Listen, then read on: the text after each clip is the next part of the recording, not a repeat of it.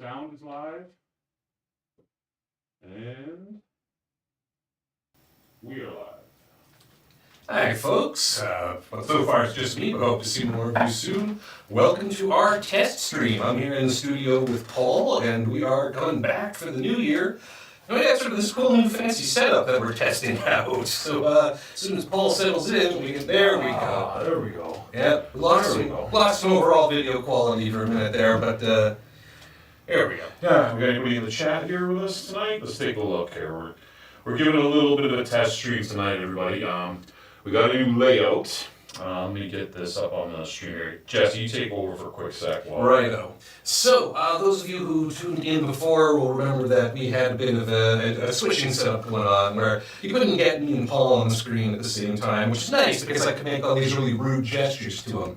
Can't do that anymore because look at this. I'm going to be on for the whole darn thing. Plus a little bit of extra ways that we can highlight to show you a little bit more of what we're doing. We have a much cleaner look at the overall board, and once we get some games going, it's going to be a lot easier to see that. Plus, we got the cool zoom view. Let's see, the way it looks on the screen is up here. And you can see the chat right now. I got it on the phone there.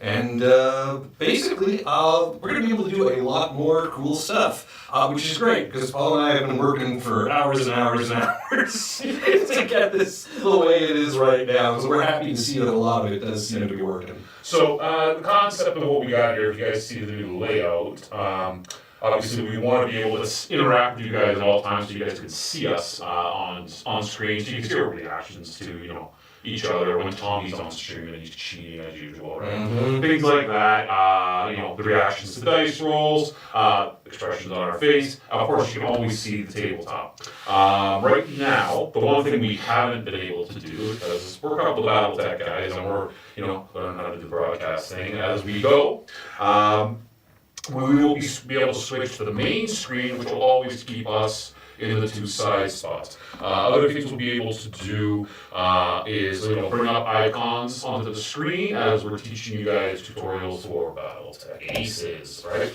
So we'll be able to bring up some reference cards for rules, things like that in the future when everything's ready to go and everybody's got the cool decks in their hands and we can teach people how to run the decks and have fun, go through scenarios, things like that. Now, one of the things we won't be doing is going through anything to do with the actual box sets. So when we run our Aces streams, we're going to run them in the Hinterlands campaign book. So we're going to show you guys how robust the deck system is by putting it into alternative campaigns that were never designed to use the cards themselves. Okay, so we want you guys to have full confidence in how strong the decks are, using them for whatever it is you want, whether it's Hinterlands, whether it's your own home campaigns, whether it's pick up games in stores.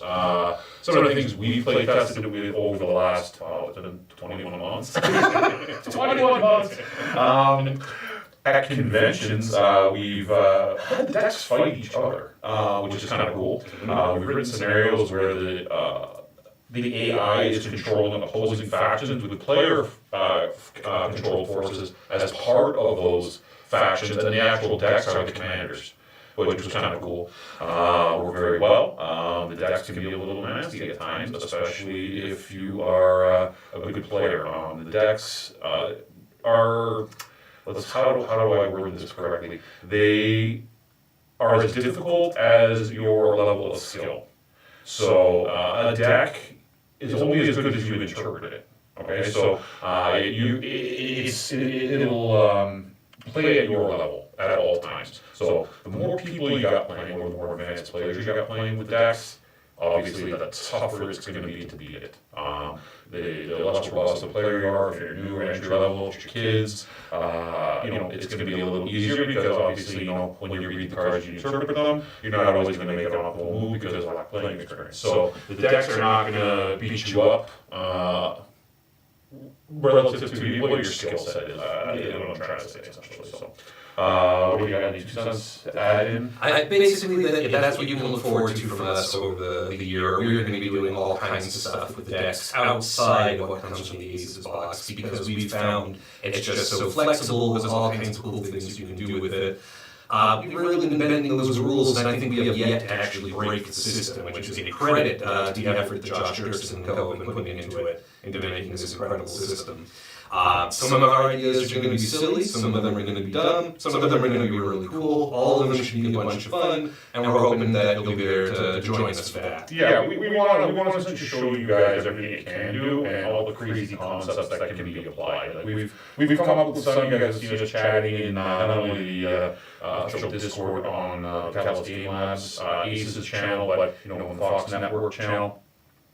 Different things that we've done over the last 2 years at conventions. Like I said, we had the decks fight each other on stream. We've done numerous crazy things. We've had run escort missions with Sedan Masters, where we're trying to get them across the board and they're acting and behaving, like crazy teenagers. We've done all sorts of different things. So that said, functionality of what we're presenting here, obviously went over briefly. We want to try to make the experience for you guys when we're playing a lot more interactive for the chat. So you can see on the left-hand side of the screen, there's a blank space underneath Jess. We're going to try and work that, so we're going to have like portions of the chat appear there. So anything that gets asked or any icons or graphics that might pertain to the mission that we're running, we'll have the ability to bring up things like rule sets, reference cards, metadata cards, those kinds of things to make it a little easier on the eyes that we've had masked as we progress forward in 2025. Some of the things that we are going to be doing in 2025 as far as conventions go, public appearances. The guys at the Focht Network will be appearing at Toronto Comic Con the weekend of March 14th, 15th, and 16th. We will also be appearing at Breakout Con the same weekend in Toronto, Ontario, Canada. The ones at Comic Con will be at the Metropolitan Toronto Convention Centre, and Breakout Con is at the Sheraton Centre. At both conventions, we will be running custom-built Aces scenarios for the public to interact and play with against the decks. All will be narrative, so I'll have some cool stuff like ones will be set in the Hill Clan era, and the other ones will be set in the in the Jihad era, right? So Blake's era. Blake's era. So after that, Jesse, myself, and Henny, along with Linda Bender and other six-sided people, will be appearing at... We're going to Adepticon. There we go. So we will get Adepticon this year. I'm excited. My first time getting to go. Looking forward to that. We're going to have some exciting news from some things that we've done here that we're going to keep under wraps for now. But yeah, there's some pretty big announcements coming there for exciting stuff we've done on Six Sides of Gaming. After Adepticon, we will be over to MMA North Compass in May. That's usually what in the United States would be Memorial Day weekend. Here, so I guess it's the 24th and 25th of May. That'll be a 3-day show again. We will be doing custom Aces events for the public. Hoping to have some other people attend with us from the Catalyst writing team. We're going to get some stuff squared away, but that is in the works. And then again, we will be appearing later in the summer again at Toronto Fan Expo, and that's usually the last weekend of August. And again, same thing with Aces tutorial and Aces specific narrative scenarios. Welcome to Six Sides. Fun. Kevin is saying reverb, but I can't tell if that is a cool young person way to say awesome or having some audio trouble. So if folks have an issue with the audio, just give us a heads up, please. Like we said, we are testing out a new setup.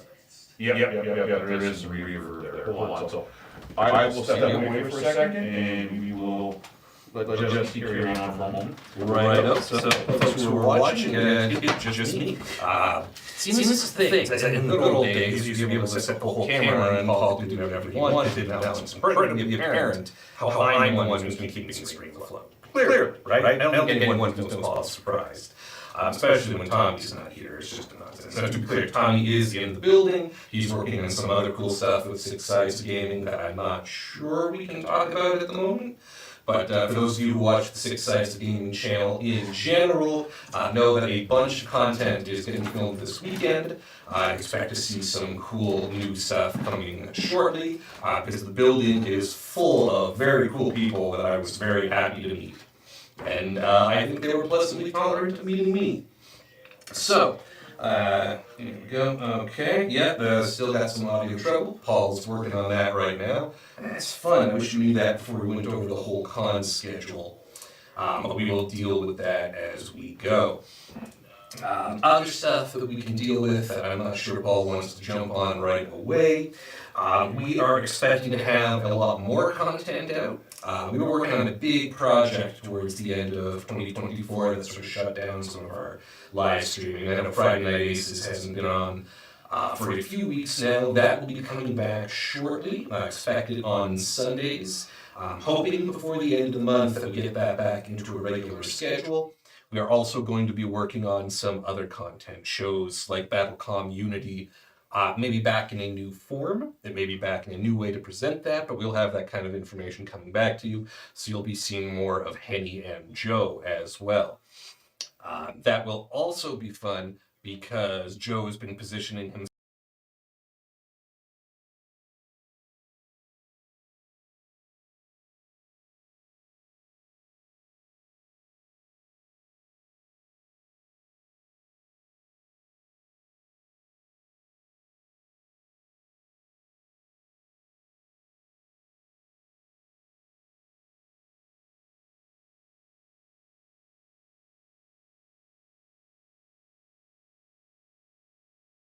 in the wind. And sometimes you might find that the person you got along with really well for a long time, all of a sudden your nations are at war, and, well, you have to figure out how to handle that. That actually sounds like the You plot. got no sound at them. I have no sound at the moment. That's cool. All right. There we go. It's fixed. Now there's no sound. Testing, hang tight. All right. How do we sound? We're good now. There, you're good. Okay. Hard to There tell. we go. That's why we run test stream tonight, to make sure everything is up and copacetic. So for all that bad reverb that was out there, we do apologize. Got everything fixed now. So I'll go back over everything we touched on there, in case it came back a little bit too wonky. Conventions we're going to be appearing at for 2025. Things we'll be doing. We will be first appearing at Toronto Comic Con the weekend of March 14th, 15th, and 16th. There we will be presenting BattleTech Aces narrative scenario event set in the Ilclan era. The same weekend, we'll also be appearing at Breakout Con in Toronto at the Sheraton Centre. On the Saturday, doing a Jihad Aces scenario. Following that, we will be, and I'll let Jesse announce that, so we'll be appearing at... We are going to Adepticon. There you go. So we'll be at Adepticon all weekend, probably doing some Aces events there, and of course with the Lynn Vander guys, and of course everybody from Six Sides of Gaming. So I'm looking forward to that. That's going to be my first time ever going to Adepticon. So that should be exciting. It'll be myself, Jesse, and Henny from the Focht crew. After Adepticon, we'll be rolling into Anime North Compass in end of May, which is usually the U.S. Memorial Day weekend, last weekend of May. Again, we'll be doing an Aces event there, yet to be determined what era and scenario we'll be doing. Hopefully we'll have some of the writers from Catalyst with us for that as well. We're trying to work on something to get some of the guys out there to come out and have some fun with us. And then after that, we'll be looking at Toronto Fan Expo, final weekend of August. And that will be a 4-day event, again, with Aces related scenarios and maybe some Mech Warrior Destiny or something along those lines for the public to play. Yeah, so let's see. That was all the scheduling stuff that Paul mentioned. I was talking a little bit while I was reverbed about some of the content you can expect from right here in this studio. We were working on a big project towards the end of the year last year, so Friday Night Aces got dropped. That's going to be coming back. Expect Sundays. Yeah. That you'll see us streaming that soon. But we're also going to be bringing new forms of content to you that we haven't before. Stuff kind of like BattleCom Unity, which might be in a bit of a different form, but you're going to be seeing some of that again. So you'll be able to see Henny and Joe's smiling faces on here. Joe and I are going to attempt to reconcile our differences based on the latest updates on both of our factions from the Ilkhan's Eyes only source book. We'll see how that goes. Yeah, so with BattleCom Unity, we'll be running that probably during the week, and it won't be an in-studio session anymore. What we'll be doing is we'll be doing that from home. That way, it's a little less travel time on the entire crew. As you know, most of us live in the greater Toronto area, and the studio is located outside. So we're going to be trying to do that, midweek, and do it more of a podcast format with that can not only be seen on YouTube but also downloaded and or listened to on different applications. As far as Friday Night Aces, yeah, as Jesse said, yeah, we're going to be flipping that over to Sunday nights like tonight. The shows are going to be called Aces Legacy, and we'll be running Aces scenarios, not from this book, not from anything to do with any of the box sets. What we're going to do is we are going to run them in, to start with anyways, the Hinterlands source book, some other official product source books that are out there already, and maybe make up some of our own adventures along the way. That way we can show you guys how robust the Aces system is and how you can insert it into your own games, as well as playing it with the wonderful scenarios that you will find in each box set that comes with the Aces decks when they do get released at a later date. Another thing we will be trying to do, and it'll probably take about a month or so, but we are going to at least twice a month release some post-production content where we actually record battle reports that are very narrative driven. So there'll be kind of a blend between a storytelling compiled with gameplay. That will be probably twice a month, probably starting March or April, in that ballpark. Be something different. Be in the 30 to 40 minute episode range, 30 to 40 minutes per episode range. That way it's nice and light. It's not like watching a stream. When you're on a stream, it's okay to sit for an hour or two with people because you're live interacting. It's a little different when you're sit down to watch 2 hours of recorded content, right? So we want to try and keep it manageable for everybody to watch. That's the long and the short of it. There's going to be a lot of aces everywhere, is what we're talking. Between the cons and public appearances and games, we're going to be happy to show you all that we can.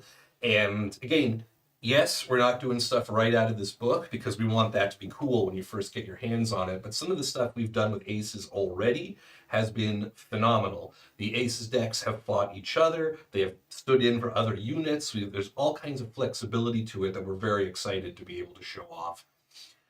So expect to see occasionally us really flexing our muscles at what we can do with this, and big credit to Josh Dirksen and Lynn Vander in general, because they put a ton of work into this product, and just it works, folks. And you're going to see a lot. Everybody's going to really enjoy it. You're gonna catch what the vibe is that Tommy and I and Jesse and the rest of the Fox guys have had for the last 2 years playtesting this. You guys are gonna have a lot of fun playing cooperatively. You're gonna have a lot of fun playing it on your own. That said, we got some of these cool cameras here. I've actually got the miniatures for the box set here. The production samples. I can show them off a little bit for you guys if you want. So first one up is everybody wanting to know and see what this is. It's the Bane. I know everybody's been talking about it online. It is pretty cool. 8 LRM-15s. Yeah. There's a lot of pain coming there. I'm not a clan player myself, but I know I want to stay away from this thing. Yeah. I mean, well, put it the other way. You don't want to stay away from it, but you just don't want to be on the map. That's IF7 in Alpha Strike.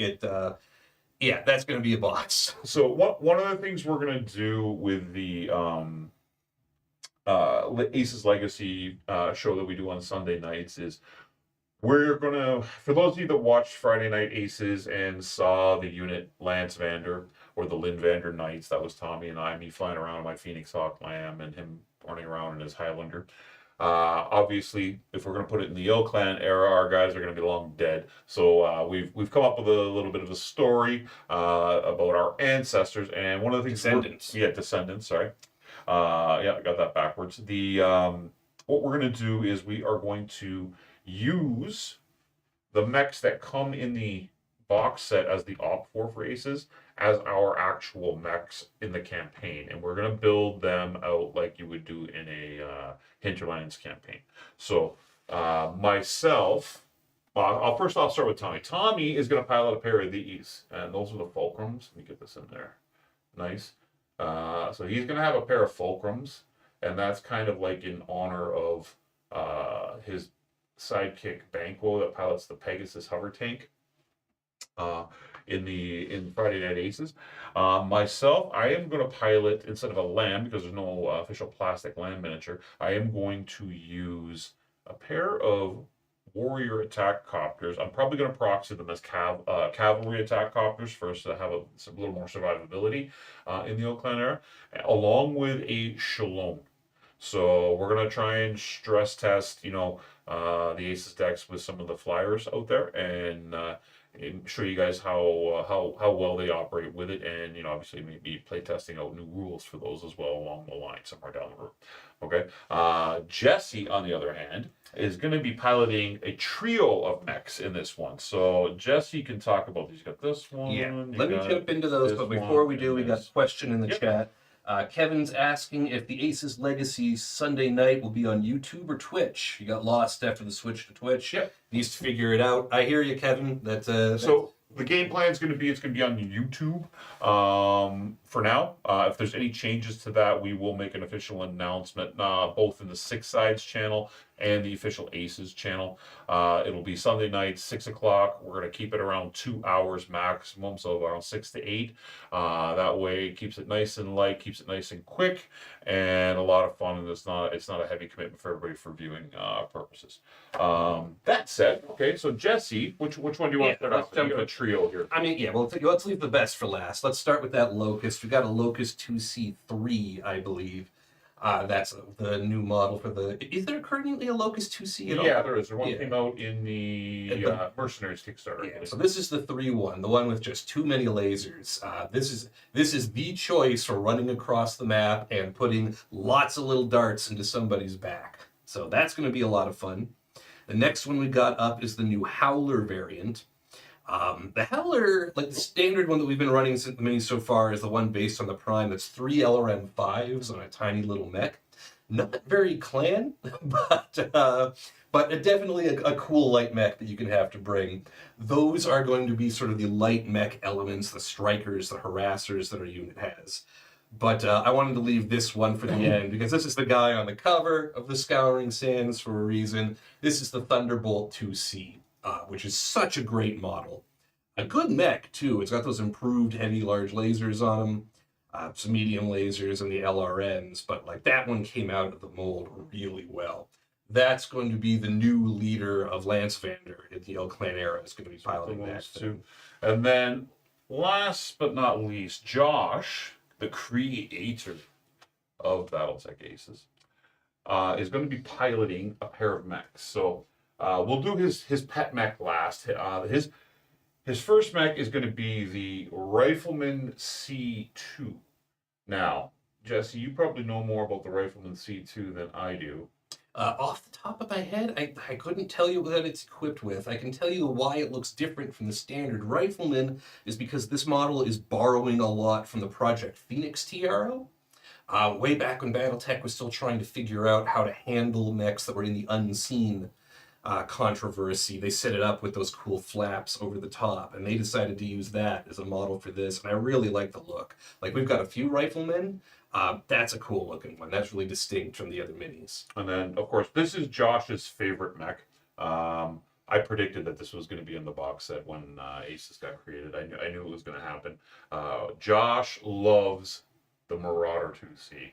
And if you guys have seen the original Lance Vander mechs that were painted by Josh almost 2 years ago now, he has a beautifully painted yellow Marauder 2C. And this is, I think the difference on this one is it's got Gauss rifles. And the absurd jump jets. And that's right, yes.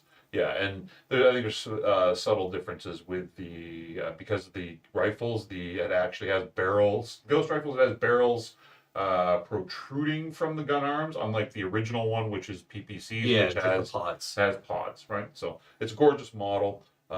Scroggins and the team did an amazing job again designing it. And then the last mech, which is not going to be used by Lance Vander, but I'll paint it up. Well, I'll get to that in a minute. We won't be using this in the Lance Vander unit, but it's the Summoner. I believe it's the E. Is it the E? I don't know off the top of my head. It's the I want to say it's the N, but it isn't because it has an AMS at the top. Yeah. And no one ever wants to see the M again. That's But yeah, another summoner variant is always cool. Which is very cool. So one of the things we're going to be doing, we have a couple of sets here of the production minis. I'm going to paint up one obviously as Lance Vander, and then I'll do up another one actually in traditional Jade Falcon colors. Not sure which faction it is yet, but if you guys want, throw in suggestions of which of the binaries or units within the Falcon Talman, and I can do them up. Don't necessarily have to do the traditional green and yellow. It gets a little bit overdone sometimes. So, and that's part of the fun of the Hinterlands setting, is that there are so many Jade Falcons scattered about, doing what they want, forming their own nations. I think the Turkina Collective existed for all of 12 minutes. Who knows what their paint schemes are? Well, let's find out. So if you have your suggestions of favorite Jade Falcons, let us know. Yeah, also let us know if there's things you want to see us do. If there's things you want to see us play test when we're running the streams, jump into the chat, throw out suggestions. We'll follow up, we'll read them, and we'll look at getting them incorporated in either the following week's stream or very soon thereafter. Because I know people, been asking lots of questions already for the last while. Well, can it do this? Can it do that? And we want to save a lot of that now for the actual streams when we broadcast, so you guys can see it in live time. Touching on what we can and can't show, that's still to be determined as far as giving away too much information out of the booklets or even off the cards yet. We'll obviously stay in touch and keep you guys abreast with how we can make out with that.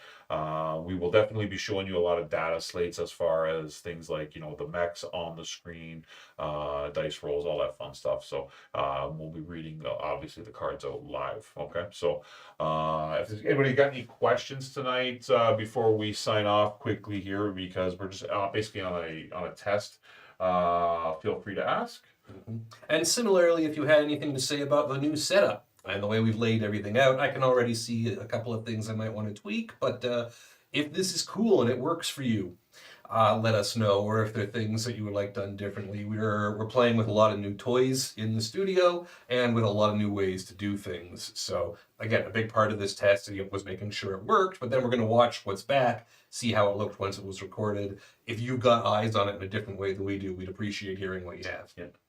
With that said, I guess we'll call it a night. Jesse will sign off. I have to manually step up and go into the other room and end the stream that way, because we do not actually have all the circuitry and stream decks and everything set up in the studio yet. We are that raw with getting things rewired and retooled for your better experience. So with that, I will bid you adieu. Have a good night. I hope everybody enjoys their weekend. I'll pass it over to Jesse to sign off. Thanks, Paul. Paul's going to go take care of that. Folks, long story short, hoping you're going to tune in. It's going to be a lot more BattleTech Aces, both here and in the studio and out when Fox Network is running its events all over the Greater Toronto area. And then at Adepticon at the end of March, it's going to be my first Adepticon too. I am excited and terrified. So looking forward to getting in touch with you there. Paul, I hope, is going to give me a heads up once he's ready to call this. And that's that. So I'm going to say thank you and good night. Have a great week, and we'll be talking to you